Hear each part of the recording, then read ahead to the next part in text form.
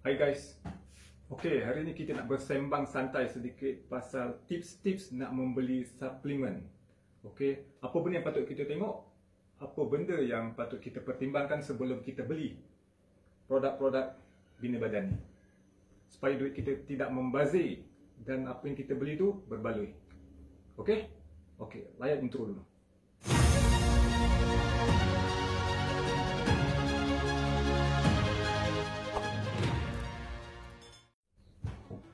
Okey geng, sebenarnya apa perkara yang perlu kita titik beratkan sebelum kita beli suplemen-suplemen bina badan ni? Okey, so aku ada pengalaman sedikit dulu waktu aku menaikkan berat badan aku daripada anorexia 45 kilo.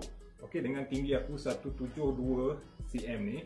So korang boleh dapat bayangkan tak macam mana kurusnya aku waktu tu? Lepas tu aku naikkan berat aku sampai paling maksimum ke 92-95 kilo lah macam tu. Okay, so daripada pengalaman aku sedikit tu, aku akan share dekat korang macam mana nak cari suplemen yang terbaik. Okay, apa perlu kita tengok? Alright, okay, first sekali yang perlu kita tengok adalah label dia. Okay, label. Okay, kalau macam dekat contohnya suplemen ni ini nama dia MES. Okay, MES. Ada beza. MES dengan whey. Okey, bezanya dia kalori tinggi dengan kalori yang rendah.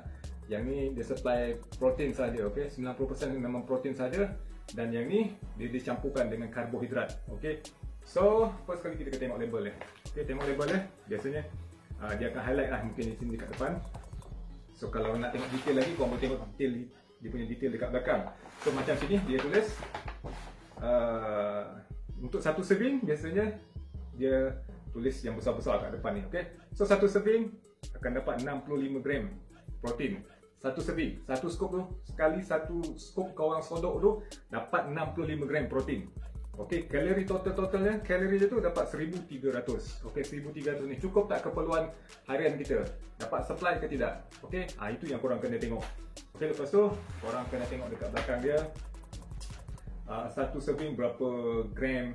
Okey, satu serving dapat berapa gram protein. Okey, protein itu pun antara yang paling penting lah. Okey, sebab mengikut kajian dalam satu serving, tak kira lah whey ke MES ke, dalam satu serving ni dia ada range dia. Okey, range dia mengikut kajian 24 gram ke 40 gram protein untuk kita minum satu-satu masa. Okey, satu-satu masa. Maknanya sekali kita minum tu 24 gram ke 40 gram protein. Maknanya kalau kita minum lebih daripada tu, dia akan jadi waste. Okey, dalam bahasa kampungnya kalau kita minum lebih, dia akan jadi berak je. Maknanya membazir. Okey, membazir dalam satu-satu masa. Itu sebab macam satu masa kalau kita minum 100 gram protein, so dia masuk dalam badan kita, diserap nutrisi tu semua 24 gram ke 40 gram tu je dia akan serap. Okey, yang lebih 60 lagi tu dia akan buang. Dalam satu-satu masa dia tak boleh terima. Sebuah pinggan kita, body kita dia tak boleh terima dalam satu-satu masa. Banyak macam tu. Okey, ini mengikut kajian. Okey, itu sebab dalam satu-satu produk dia sudah tulis siap-siap satu serving ni memang maksimum dia ada yang 60, ada yang 40. Okey, tapi kalau mengikut study orang-orang nutritionist ke memang dalam satu-satu masa paling maksimum pun 40 gram yang badan boleh terima pada satu masa. Okey. Okey, yang kedua yang aku rasakan sangat penting juga untuk kita beli suplemen ni ialah sebelum kita beli suplemen MES atau whey ni, kita kena tengok badan kita sendiri dulu. Okey, kita ni metabolisme apa? Metabolisme kita rendah ke tinggi? Okey, bayangkan kalau metabolisme kita tinggi tapi kita ambil whey. Okey, itu macam tak kena. Kalau metabolisme kita tinggi, katakan biasa metabolisme tinggi ni orang jenis badan ektomorf lah, kurus. Okey, so tiba-tiba dia ambil whey. Bukan tak boleh ambil whey, orang kurus ambil whey. Bukan tak boleh, tapi cuma yelah orang kurus kan kita perlukan kalori, tapi kita nak makan ni tak ada selera. Okey, tak ada selera. Jadi kalau kita nak bancuhkan dengan roti ke, kita nak bancuh dengan peanut ke, macam kadang-kadang tak ada selera. Kadang nak minum pun tak habis. Itu sebabnya pada awal-awal ni untuk beginner disarankan ambil MES. Sebab macam sekali 2 scoop tu minum dah dapat nutrisi yang sama macam makan satu pinggan nasi. Okey, so korang dah tak payah nak buat apa-apa lagi, just minum dan dapat nutrisi yang sama macam tu. Sebab orang kurus ni aku faham, nak makan pun tak habis kadang-kadang. Makan sikit cepat kenyang kan, betul tak? Okey, so itulah antara benda yang korang kena pertimbangkan. Tengok badan sendiri dulu. supaya kita tak membazir beli. Jangan tersalah beli, sebab waktu aku main bodybuilding dulu, aku tersalah beli. Aku beli whey. Okay, waktu tu kurus 40 kilo lebih, aku beli whey. Tapi bukan jenama ni lah. Pada waktu tu lah Pada waktu tu aku tersalah beli, aku beli whey. So apa jadi, badan aku makin kecil lah. Dia nampak lebih berketul-ketul tapi makin kecil. Sebab kalori tak cukup, karbo pun tak cukup. Okay, so memang badan tak boleh membesar. Okay, aku tersalah beli pada waktu itu sebab tak ada orang guide lagi pada waktu tu. Jumpa orang yang salah, berguru dengan orang yang salah, sesat dah selamanya. Okay,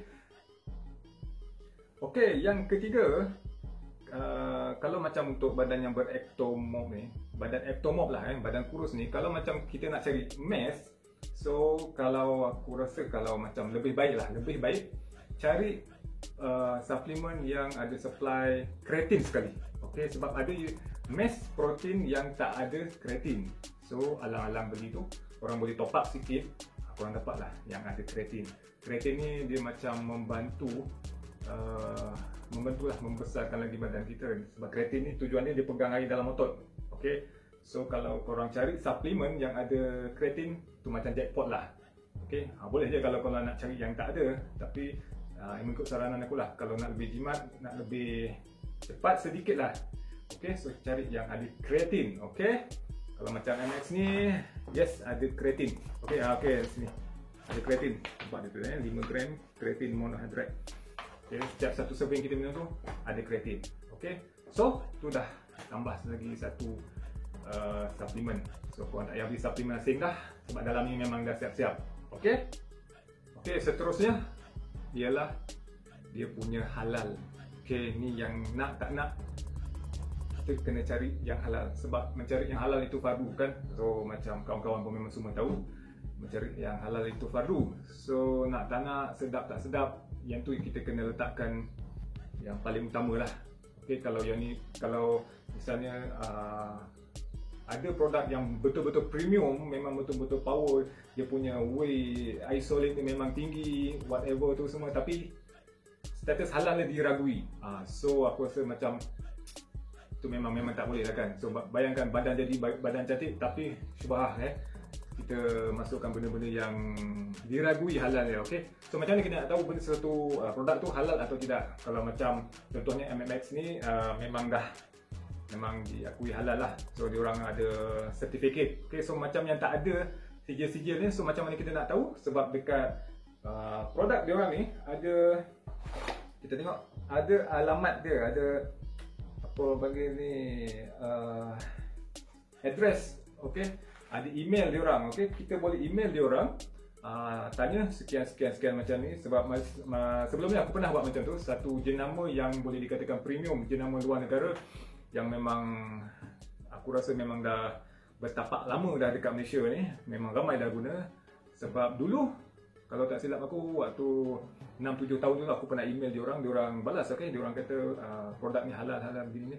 So dia baru-baru ni, sebab aku tengok satu video yang YouTuber tempatan juga buat, dia kata status halal untuk satu produk ni dah macam diragui lah. Okay, macam kita email, lepas tu dia dah tak balas. Okay, so aku buat lah.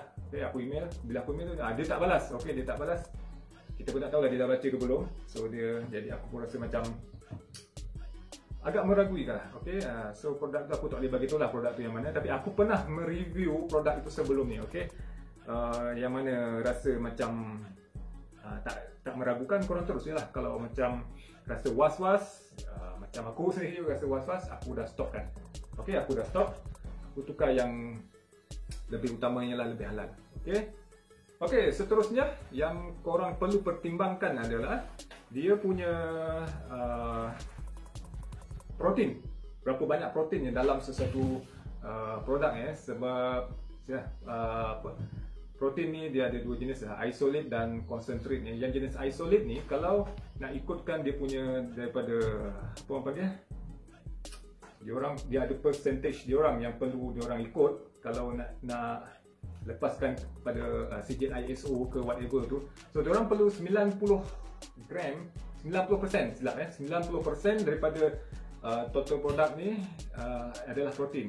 Bayanglah 100 So maknanya 90% tu protein, selebihnya barulah bukan protein 90%.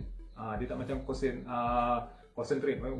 Protein concentrate ni dia macam 40 gram ke 80%. Dan 35% ke 80% ni dia orang boleh campur lah. So itu memang concentrate. Kalau yang isolate ni memang 90% memang protein. Okey, yang isolate, okey. So isolate ni nama pun isolate lah kan. Dia pengasingan dia kan. So protein memang banyak dalam tu. Dalam satu produk tu dia kalau tulis isolate tu maknanya dia macam pure protein lah. Okey, satu serving ni kalau minum tu memang pure protein. Dan dia memang tak campur apa lah. Tak ada kreatin lah, tak ada whatever tu semua. Dia memang protein sahaja. Okey. Okey. So itu sajalah antara tips-tips yang boleh aku bagi tahu, yang boleh kita sembang santai hari ni. Okey. So tu adalah antara benda yang aku check lah sebelum aku beli waktu dulu. Sekarang pun macam tu juga. Okey. Berapa gram, kita tengok label dia. Kadang-kadang produk-produk ni iklan je lebih kan, iklan je lebih. Dia punya iklan meletup-letup. Dia punya gram protein dia banyak ni lah, dia punya kalori banyak ni lah. Tapi bila kita minum tak jadi. Macam mana kan? Tiba-tiba gula je lebih. Kalori memang tinggi tapi gula je lebih. Dah lah, silap esok badan tak jadi, diabetes pula dapat kan. Pun parah juga kan. Okey, so macam tu lah.